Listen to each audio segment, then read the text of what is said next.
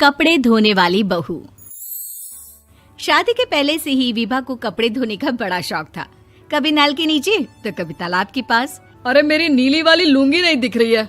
विभा की अम्मा, कहाँ रखी है लुंगी? अरे वो तो विभा ने परसों ही धोकर रखी थी आपकी अलमारी में, देखो वहीं होगी। वो ना मैंने आज धो दी, मुझे लगा कि गंदी हो गई होगी। अरे कैसे गंदी हो गई थी? उसे तो मैंने पहना भी नहीं। हे भगवान, इस लड़की के कपड़े धोने की आदत से परेशान हो गया हूँ मैं। जितना तो घर में राशन नहीं आता, उससे कहीं ज्यादा डिटर्जेंट पाउडर का खर्चा है। इसकी शादी करवा दो, शादी जाए अपने घर में ही करे काम, फिर चाहे घर के कपड़े धोने हो या पूरे गांव के। हाँ ठीक बोल रही हूँ, देखता हूँ मैं कोई लड़का। वो दिन भी आ जाता है जब विभा को देखने लड़के वाले आ जाते हैं। लड़की मुझे अच्छी लगी। होने वाली सास कहती है, बेटी अगर कुछ पूछना है तो पूछ लो। वैसे तो हमारी लड़की बहुत ही शर्मीली है, जो बोल दो वो मान लेती है, इसे क्या पूछना होगा।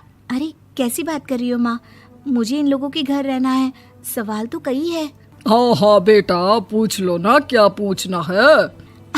आप लोगों के घर कपड़े कौन धोता है? सास का मुंह बन जाता है। देखो, अगर तुम ये कहना चाहती हो कि तुम्हें कपड़े धोने नहीं आते तो सुन लो, कपड़े मैं ही धोती हूँ, लेकिन तुम्हारे आ जाने के बाद मैं रुमाल तक नहीं धोऊंगी। अरे चुप रहना भाग्यवान, बहू बेचारी घर आई नहीं, उसे डराना शुरू कर दिया। वो क्या है ना बिटिया, अभी तक तो ये कल्लू की माँ ही धोती थी, लेकिन अब तुम्हारे पापा तो दहेज में वॉशिंग मशीन देंगे ही।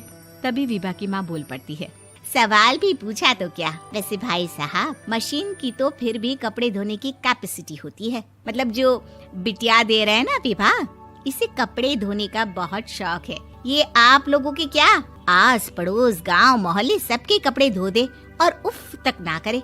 बाहर देखा नहीं आपने कितने कपड़े सूख रहे हैं?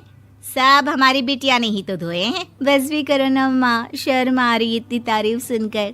और तो और एक दाग निकाल कर दिखाओ तो मान जाऊं। हाँ अच्छा, माफ करना बेटा, मैंने गलत समझा। हमें तो रिश्ता बहुत पसंद है। और ऐसे जुड़ जाता है रिश्ता कपड़े धोने का शौक रखने वाली विभा का। उसकी शादी हो जाती है कोयला फैक्ट्री में काम करने वाले कल्लू के साथ। शादी के बाद अचानक विभा चिल्लाती हुई सास के पास आती है। सासू माँ, अरे सासू माँ कहाँ है आप? ये तो धोखा है, धोखा दिया आप लोगों ने मुझे। इसे ससुर के चक्कर के बारे में पता चल गया। अरे तो उसमें तुझे क्यों धोखा मिला है? अरे नल में पानी नहीं आता, कपड़े कैसे कब धुलेंगे? अच्छा, तू पानी नहीं आ रहा उसकी बात कर रही है। तो आपने क्या सोचा? कुछ नहीं।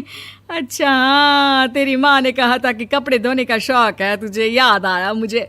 शौक बोलकर कपड़े धोने वाले मेरे जुनून को कम ना आके सासू माँ, कपड़ा धोना मेरा गुरूर है। तभी पति भी वहाँ आ जाता है। अभी मैंने इसे सनी देओल की फिल्म दिखाई है, उसी के डायलॉग मार रही है माँ। अच्छा सुन, साफ साफ बता रही हूँ, पानी सुबह 4 से 6 और शाम को 10 से 12 आता है, समझी? विभा टाइमिंग सुनकर हैरान हो जाती है। ये क्या भूतों का मोहल्ला है? सुबह 4 बजे उठकर कौन कपड़े धोता है? 4 बजे टंकी में पानी जाता है, फिर सारा दिन धोना ना, किसने मना किया? अरे कैसी बात कर रही हैं? 200 लीटर की टंकी में कितने कपड़े धो लूंगी मैं? सुबह ही उठ जाऊंगी मैं। अब क्या था, विभा सुबह 4 से लेकर रात के 12 बजे तक कपड़े ही धोती रहती। एक रोज सास पड़ोस से निकलकर कहीं जा रही होती है कि साथ वाली कहती है, हाँ कल्लू की माँ, जरा ये बताओ कि 2 साड़ी है, 2 ब्लाउज और एक पेटीकोट और एक नाड़े वाला लंबा कच्छा। हाँ तो? अरे तो क्या, कितना लोगी धुलाई ये बताओ। धोबन दिख रहे हैं हम क्या? हमारे पति सरकारी नौकरी से अभी रिटायर हुए हैं और बेटा सुपरवाइजर है कोयला फैक्ट्री में। धोबन समझ रखा है हमें?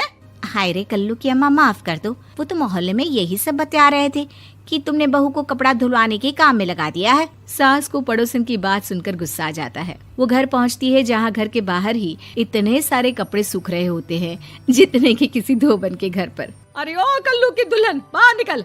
माँ जी यहीं आ जाओ, बाथरूम में चादर धो रहे हैं हम। अरे अभी हम धोते हैं, तुमको बाहर निकलो। ये आस पड़ोस वाले बोल रहे हैं कि हम बहू से कपड़े धुलवा कर उसे कपड़ा धोने वाली बना दिए हैं।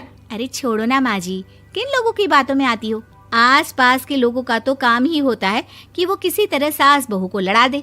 बहू सारे घर के कपड़े धोती है, ये क्या कम है? बोलिए। सास को भी लग जाता है कि वो बहू का ये सनकीपन नहीं छुड़वा सकती, इससे अच्छा है कि खुद ही चुप हो जाए।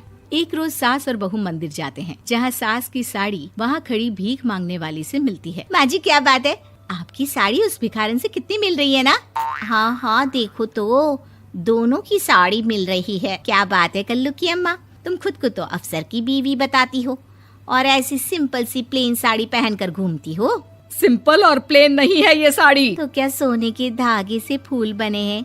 कुछ भी सासू माँ, कुछ भी। हाँ बने थे इस साड़ी में सोने के धागे से फूल। मेरे पति लेकर आए थे मद्रास से स्पेशली मेरे लिए 10,000 की। ताहे भाई साहब इस भिखारन के लिए भी सेम टू सेम साड़ी लेकर आए होंगे 10,000 की। सास उस वक्त तो कुछ नहीं कहती, लेकिन बहू के साथ घर आती है और अलमारी से एल्बम निकाल कर लाती है। ये साड़ी देख रही है, ये वही साड़ी है जिसे मैंने अभी पहना था।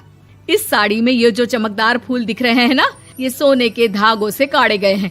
लेकिन तू लोकल वॉशिंग मशीन ब्रश से घिस घिस कर सारे फूलों को निकाल कर साड़ी प्लेन कर दी।